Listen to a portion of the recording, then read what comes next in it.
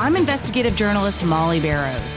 For years, I've covered the stories that made headlines in Northwest Florida and all along the Gulf Coast. Murders, missing persons, and mysteries of all kinds. These cases are far from over for many victims because the full story has yet to surface. Join me for Gulf Coast Confidential, where I dive into the saltier side of the South and expose the lies, greed, and corruption that often weighs down the truth. It's time to turn the tide and get a shot at justice. Hey y'all, I'm Molly Barrows, and welcome to the Gulf Coast Confidential podcast, where we cover some of the most scandalous crimes and cases that bubble up in Northwest Florida and beyond. Joining me as always to talk about these what the feezy cases is Pam Hill. She is a pharmacist and victims advocate, sadly because she's experienced violent crime in her own life, but we tap into some of those experiences for that perspective, and so many of these crimes have some really unique circumstances, but really they all kind of come back to the same motivations or the same sort of bad character flaws. So we like to try to see what we can learn from these, just like you learned from your terrible experience with your sister. So for those of us who are watching and not listening, then you may be wondering why we have all of these snacks. And for those who are listening and not watching, you're like, what snacks? Well, blueberry Pop-Tarts, Junior Mints. It's like a big old festival at the movie theater. Right. Everything but popcorn. We got potato chips, lots of candy, but it's all because, and we want to update you about Sarah Boone, who's been asking for snacks. She's on trial in the Orlando area for, we call her Suitcase Sarah because she zipped up her boyfriend, supposedly while they were playing drunken hide and go seek. They both knew that he was in the suitcase. I'm not sure I understand all of that, but she zipped him up and then videoed herself laughing at him while he asked for help because he couldn't breathe. So her trial is finally getting underway. We're staying on top of this one. We also had that Northwest Florida connection, that Gulf Coast connection. Her attorney, James Owens, the latest of, I guess, the ninth of nine attorneys. Yeah, so he's representing her in this case. And you've been following the trial a little bit. I have, because it's just quite ridiculous, you know. And then you said we go back to the same kind of theme each time. Seems to me like all these cases, it's selfishness. You go murder someone or hurt someone, you're just plain old selfish. I want what I want, however and I'm going to get it. now. And this is why this about these snacks just hits me the wrong way. Sarah Boone, Suitcase Sarah, who basically used a suitcase as a weapon, in my opinion, to kill Jorge Torres, her boyfriend. I mean, think about it. The suitcase was 20 inches long, 28 long, 20 wide, and 8 deep. This is a grown man, but I also, I've been wondering how. But he was small. He was. I've been wondering, I always like to know how much folks are, the disparity, and like, how could she get him in there? Well, did he participate in the getting in there process? Yeah. Right. Well, she said she put him in there herself. But there he is. He only weighs 103 pounds, they said. Gosh. Because they both drinking and stuff. So the day that this happens, that's the reason I also got these big dice and puzzles and stuff out here. Sarah Boone said that they were having a good old day, drinking wine, playing games, playing drunken hide and seek. Let me put you in the suitcase and then ignore you and go to sleep and then wake up the next morning and taunt you in the in-between. And you're dead. So now she's gone through 8 attorneys. She's got the 9th one, like you said, James Owens. And so she has him, and he's doing it, getting all these ridiculous motions. Like, first thing she said is, I want a glam squad. I want someone to do my hair. She thinks she's a Kardashian. I don't know what she get some glam. I don't know what she thinks, but that's not going to help at this point. So she wanted some hair and makeup done, and she wanted someone to take her measurements because she wanted different clothes. I don't have a problem with the clothes because I think it is pretty prejudiced. The jury sitting there in like jumpsuit orange, prison suit orange. Right, or having your handcuffs on and all of that. Yeah, so it paints a picture of guilt. Right. So then they also wanted the whole case thrown out because they want to use battered woman syndrome, because they said when Jorge stuck his little 2 fingers out of the suitcase, that was an overt act that scared her. So she felt like she was in danger for her life, and she's going to use battered woman. That sounds crazy. It's all ridiculous, but then this is the ridiculous to the ridiculous. She wants some snacks because she said she wanted 5 peppermints, a couple of bags of cookies, some candies, and 2 juice boxes. and some other little stuff. She was very specific. James Owens went up there and asked for that. That's embarrassing. It was embarrassing. He's probably just like, if I'm going to manage this lady, if this is just for some headlines to get his name out there, then he's going to do this probably continually. Appease her just to keep her happy and then make the judge the bad guy for denying the request. Well, you know where I go with all this. The victims are always minimized and forgotten because the offender, the murderer, the killer acts such a fool. Sucks all the oxygen out of the room. And everything's about, well, let's answer them in case they want to sue us or we did this. Or file an appeal. Yeah. So anyway, this judge his name is Judge Cranick. He's not playing with her. He's done with her and James Owens. He doesn't like these silly reindeer games. He doesn't like it at all. So he said, no, ma'am, you can have the same foods that every other prisoner gets when they come over here. Now, she says, well, I have to get up at 2 a.m. to get over here for transport. Well, what else has she got to do? Well, the other thing is I got a pair of shoes right here, little ballet slippers. She makes sure to walk into court in her little prison sandals and changes into her shoes there. So she is loving this. She's loving this. Yeah. This lady's loving this, and she's just quite the hot mess. And I mean, like, this is going to be an exercise in futility and ridiculousness, but I'm watching it because a lot of times this kind of flim flam rim around works. Yeah, absolutely. Well, it's true. We've certainly covered enough cases where some of the defendants, including the one with the Christmas parade crasher, that guy was so obnoxious they ended up making him go to a whole nother room to watch it and participate in the proceedings, because some of these people are just that way. It's got to be about them all the time. Right. Not even the victims or the people that they're accused of hurting. Yeah, and he was so offensive it even scared the judge at one point because he got away with so much. You give people an inch, they take a mile. So this is about what we talk about all the time too. I'm going to run the room. You know, I'm going to move you like a chess game. And the judge was like, nope, you're not. Yeah, checkmate, sit down. That's what he said. Request denied. Good times. That's right. I love him so much. We'll see if I still love him later. All right. Well, we'll continue to follow that case. And now we're going to turn it a little bit and talk about the episode that we're focusing on today. And this episode is called Taylor Wright Was Dead Wrong About Ashley McArthur, PI Killed for Cash, Found in Shallow Grave. It happened here in the Pensacola area where we're from, right here in the Gulf Coast. But she was actually a native of South Carolina. So you want to tell us a little bit about what her background was? She was with one of the Carolinas. I don't know if it's north or south, but she was a policewoman up there. And her husband's name was Jeff. And so she had, I think they had a little bit of push and shove a little bit between them. But they had a child named Drake. At this point, I think he's 7 or 8 years old, maybe 7. But they had gotten a divorce. And Taylor, before that, had money from a settlement, and she and Jeff had put their money together.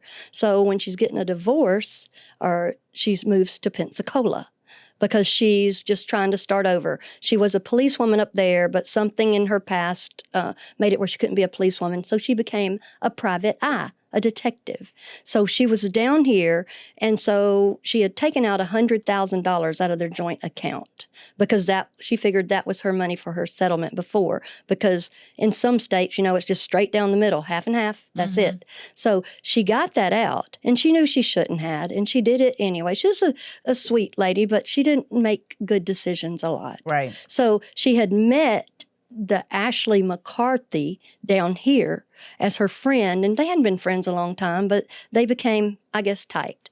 And she had asked her to help her put that money in a safe deposit box or put it away so Jeff couldn't find it. Well, in the interim of all this, Taylor finds a new love interest. Cassandra is her name. Yes. So she and Cassandra have a relationship going on. The day that all this was happening, where our story gets to, she was moving in with Cassandra, and they were happy. And Cassandra was kind of like a regular, straight-laced person, like, I don't do wrong things on purpose and this, that, and the other. But she saw Taylor kind of did, but she loved her, I think, and just kind of kept going with it. Right, because I guess they knew each other well enough to where they were in a relationship, but maybe the relationship didn't know each other that well. Exactly. They'd met online, and they had this connection, and I think she seemed to think that she was in love with Taylor, but Taylor maybe was still sort of playing the field a little bit and had cheated on her, according to Cassandra. She did. She cheated. She has some men lovers and some female lovers. A lover in Mississippi. I guess she was just being wild. I don't know what she's doing there, but she's a cute girl. Yeah, she was. And everybody said that she was so smart and could outwit people and good at playing poker because she was just that smart and people liked being around her. I don't think she had a good childhood. Bless her heart. Yeah, but there was a lady in her life that stepped up and kind of mommied her a little bit. So that was good too. So we got Cassandra over here not knowing a thing. Ashley and Taylor are the ones that have got this money somewhere. Well, Taylor thinks it's in Wells Fargo because when they talk, they say WF. That's like their code, you know. So Taylor calls her and goes, Ashley, I need this money because a judge is putting me in jail if I don't have it like tomorrow or pretty soon. So Ashley goes, okay, I'll come pick you up and we'll go get it. So what happens is Ashley takes Taylor out to East Milton saying, well, we're just going to forget about everything. We're going to go ride horses. You know, just have a good day. Right. And Taylor's like, no, I need this money. So as Ashley goes on, she calls Cassandra, because Cassandra's texting Taylor going, where you at? What's going on? You know, just normal stuff. And Ashley basically says, we're out here riding horses. And Taylor wanted a beer, so she Ubered somewhere else. I mean, none of this makes sense. Yeah, and I think Cassandra was suspicious about it. It didn't make any sense to her because she Right. knew how anxious Taylor was to get that money. Exactly. Plus, Taylor had done some drugs in the past. Like I said, she hadn't made the best decisions. So Ashley was taking advantage of that, just telling stories on her. And so at that point, they both got cell phones and stuff. So the cell phone, they say it's out in East Milton, Ashley's and Taylor's. So what happens is Cassandra gets upset because so-called Taylor, and that's in air quotes, sends her a message that basically says, don't be mad at me. I'm not mad at you. I just need some days to think about this. It's just me type of thing. And so she thinks, well, that's awful. And she kind of sends her some little smarty pants text back like, you lie, you lie, you lie, you lie. I mean, several times. And you're using drugs. I can't, you know, depend on you and I don't trust you, basically.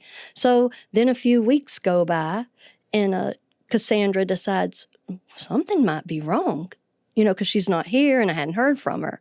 So she calls the police, and Pensacola police, and they start to question people because, I mean, she's not connected to a family too big, like, say, we would be, you know, like sisters, friends, this, that, and the other, because she's just moved down here. Right. And I think that Ashley had sent a text posing as Taylor that same day that she disappeared too, basically telling Cassandra, you know, I'm going through a time right now. I'll call you later. I'm not angry with you. I should have called, but I just got to get my life organized and back on track. And just that would be another reason Cassandra would be like, oh, okay, well, this isn't completely out of the norm. So maybe you do need a little bit of space. But thankfully, it sounds like Taylor had somebody that really cared about her and Cassandra and was wanting to know, wait a minute, this is not good. Yeah, she did care. And she kind of was the person that ended up getting people looking at sideways. You know, they're like, you're the new girlfriend, and none of this has happened before.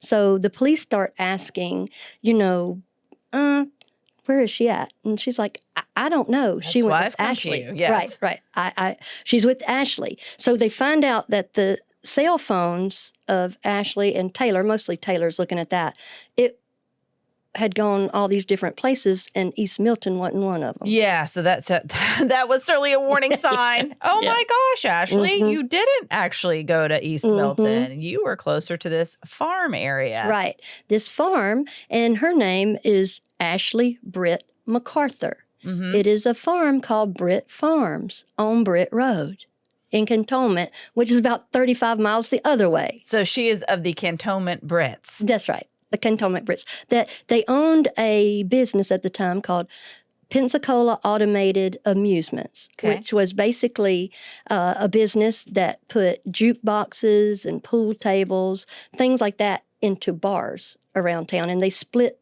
the money there. Well, what she had done, she kind of, I guess, jumped with the wrong bunch because she put one at the Azalea Lounge down the street from where my dad's store used to be, and one of my favorite places to go to get like certainly sandwiches. One of mine. Yeah, yes. It's a fun Not place. necessarily for sandwiches, but yes, I do You made like. me laugh after I said that. Made me laugh. But anyway, it's the a place. fun Pensacola watering hole. It's been around there forever. And it's just fun. So anyway, they had put one in there, and I guess Ashley decided, well, 50-50 ain't good enough. I want 100% of it. Wow. So she was skimming from these people she worked for. Right. Or put the thing in there like on consignment or let them use it. Or, I mean, it's a win-win if you can do something like that because the bar's already there. So it ends up to being about $13,000. Well, a lot of... She owes the business because that was their cut? She took all of it. And so they kind of filed a report on her. So we got that going on with her at this point. At the same time, they're starting to look into Taylor's disappearance. Yeah, this had happened before that. So they got that on her. So, we're still going, where's Taylor? Where's Taylor at? And so she's not on the radar anywhere. No phone. She's not in her car. They check Uber on her phone or on her accounts. She's Ubered nowhere. But see, Ashley has gone back and tried to pepper everything she's told Cassandra or anybody. She's a drug addict. She's bad. She doesn't make good decisions. She knows it. She knows it's beer 30 somewhere, and that's exactly the kind of stuff she said about her. So evil. Right. And she said, oh, she's a strange girl. Just anything terrible to say about her. Maligning her so people would think she just went off on some sort of drunken or drugged out binge. Right. To poison the well. Yes. And I think a lot of times they had gone out to another place kind of around this area, Babes, the club Strip down club? there. There. And they had been in there and they were drinking in there one night. And Ashley had asked several people, how much cocaine would it take to kill someone?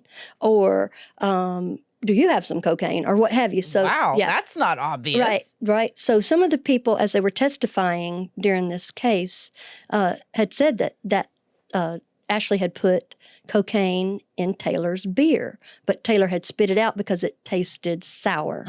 So all these things, Ashley thinks she runs the place. She thinks she runs Pensacola. So we've got that going on. So anyway, the Pensacola Police Department, they're on to her. They let her come in for interviews, and she acts like she's like the only beauty in the bunch down there. And they let her. They're like, fine. Right. Yeah. Buttering her up. Flirt, Feel free to talk. Right. Tell us everything and talk bad about her and whatever you have to. But so they have, while they're talking to her one time, there's a bunch out on Britt Road doing 3 search warrants out there. Because that's where her phone showed that she was. Right. Both of their phones showed that. Because she was always, this is so dumb. People don't do this if you got any sense. Using her phone to text too. So, there's a cell tower going, this is Taylor's phone. And then using her phone, this is your phone. Ashley was not as smart as she thought she was. No, she wasn't. It sounds like. No, she wasn't. So she was out there with the police department, and they're going, she's lying. She's just so lying. But they had to be careful because Ashley's husband, Zach, was a policeman too. So they couldn't let people know what was going on because they couldn't, show their hand.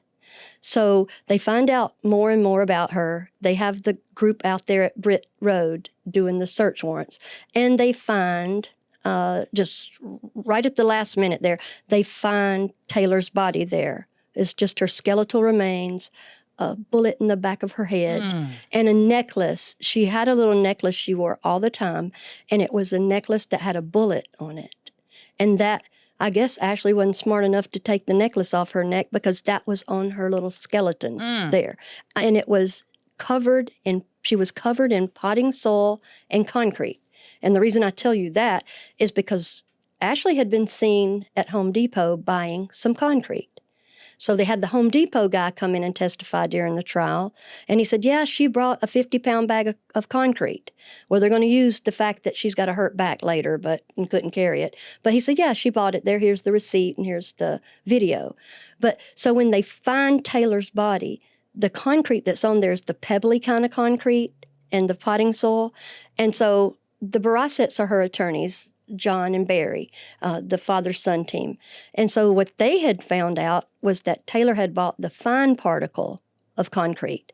This was pebbly concrete. But I think the jury's like, we don't care. Concrete is concrete. Right. Because you could have made it anyway or had some more It was at the on house. her family's property. Right. Yes. Right. And she'd been trying to find out who was there. And in the time being, we can go back. Ashley had been forging Taylor's name and still putting Taylor's checks and money in her account. It was Navy Federal checks. She had written one to Destin Surgery and one to Humana. And then in the time being, while she's doing all this, she has a boyfriend. Ashley does. She's got a husband and a boyfriend, Brandon Bailey. Where do these people get the time for all this? I don't know. Dang. Well, I don't know. Well, and I wouldn't even want a boyfriend like this. She's a sugar mama. You know? Yeah, well, no. And so that's where she was spending the money, was on the boyfriend? Right. She was using some of the money. He went up there and he testified. They said, so what all she buy you? Because I guess she wasn't being selfish at this point. She was buying him all kind of stuff, being the sugar mama. Yeah, she buying his silence, maybe, hopefully. So. No, but he was not silent, though. Yeah. He was not silent. $30,000 boat. Wow. $8,000 motorcycle. He owned a business called Sticks, you know, like pool sticks. Yes. And it was kind of that kind of amusement. He must have been a real Magic Mike, I guess. She was just shelling it out for him. I don't know. But I figure they met through that amusement business, you know. She probably had jukeboxes in his place. I don't know. Golly. But she even paid some of the bills for that business. So when the state attorney and them were questioning him, he had said, well, she told me that they'll never find that bitch. She's gone. Well, they sure did. They found that body within 2 hours of being out there executing that search warrant. And then I think she was arrested that very night and charged with first-degree premeditated murder. And, of course, she pled not guilty, which led to the trial and a lot of this information coming out that we're talking about now. But, yeah, I am grateful for her family. You know, they still have a Facebook page up in memory of Taylor. And I was looking at that a little bit today before I knew we were going to be recording this episode. But, you know, her sister seems to be the one that drives it a lot. And it's hard to lose someone, but it's especially hard, as you know, to lose a beloved sister and a family member to a violent crime. You don't get a chance to say goodbye. It's just this jagged wound. Loss is a loss and it hurts, but to have it just ripped away so suddenly, of course you want to remember. And then to be able to point a face and a finger, you know, at the person who caused this. In your case, it was Sharon's own son, Brandon. And then in her case, it was her friend. So at least they know that they found some justice, that the person who did it is, you know, going to prison, because she was convicted to life in prison with a minimum of 25 years before she's even eligible for parole. Definitely was. And so she's also was serving some of this time for her theft and money laundering. And actually she had also planned to burn her own business down, because some of the paperwork with some of that other flim-flam rim-around where she was taking 100% of the profits and not sharing with people she said she would. So that was going on. And that's kind of what kept her, you know, tied up to where, you know, some people can do mean and bad stuff and just walk away and then can't catch them again. Yeah, I was thinking about that. She was had been probably doing some shenanigans for some time. And then this came along and she never would have stopped. If she hadn't gotten caught, I don't think, for killing Taylor Wright, I don't know that she ever would have stopped. She would have continued on doing exactly what she wanted whenever she wanted. She could have burned down her business with people in it, in my opinion, is what she sounded capable of. It's all about her all the time. Well, and her family, you know, she brings all that out to her family. They got a business and the farm and involving everybody. She knew no boundaries. But what I want to know, I saw that boy on TV. I'm like, what? Wait a minute. What's so great about this boy? I mean, seriously. I know. Like, I don't get it. His dating profile probably got a ton of hits after that. I don't know. He's worth killing over. Yeah. But I mean, like, he's told on her. He's told that right from the witness stand. And the state attorney, you know, a hurricane was coming during this time, too. I don't remember which one. And they were doing like we had to do for Bree Coon. But the prosecutor said, nope, I'm showing all 6 hours of this interview, because that was where it was at, because you could see how she would try to manipulate these men, but these men were not having it. None of them were. They were 100% on to her. So, you know, Jeff, we said at the beginning, Jeff was Taylor's ex-husband, and they have the child named Drake. He was such a sweet guy. He hurt over this, and somebody asked him about her, and he just told, like what I told you. She played poker. She was strong. We loved being around her. I don't know what happened, but he said, this almost made me cry. You know, almost cry for everything. This almost made me cry, because he said, I was just hoping that we could be friends and then we could dance together at Drake's wedding. That's a sweetheart. It is. He cared about her. And, the husband of Ashley, Zach, he's not a do-wrong guy. The police had called him and told him, hey, we're fixing to arrest your wife for first-degree murder. He's like, what? Wow. So all these people, she did not care. The fallout, it didn't matter. I'll use your checks while you're dead. I'll spend your money. I'll lie to you. I'm not a good friend. Lie to everyone. Right. But here's the person that gets forgotten in all this, Cassandra. Mm-hmm. She loved Taylor. Mm-hmm. She wanted to have a relationship with her. And she's in school administration or something, I think. But her whole career could have gone down the drain too, because they suspect the person that's the intimate partner a lot of times. Yeah, well, thankfully that was not the case, and they found the bad guy. Yeah, definitely. Bad girl. The bad girl, right, for sure. So this was just a hot mess, and poor little lady, she was a private eye, a detective, but, sometimes you can't outthink evil. No, that's exactly right.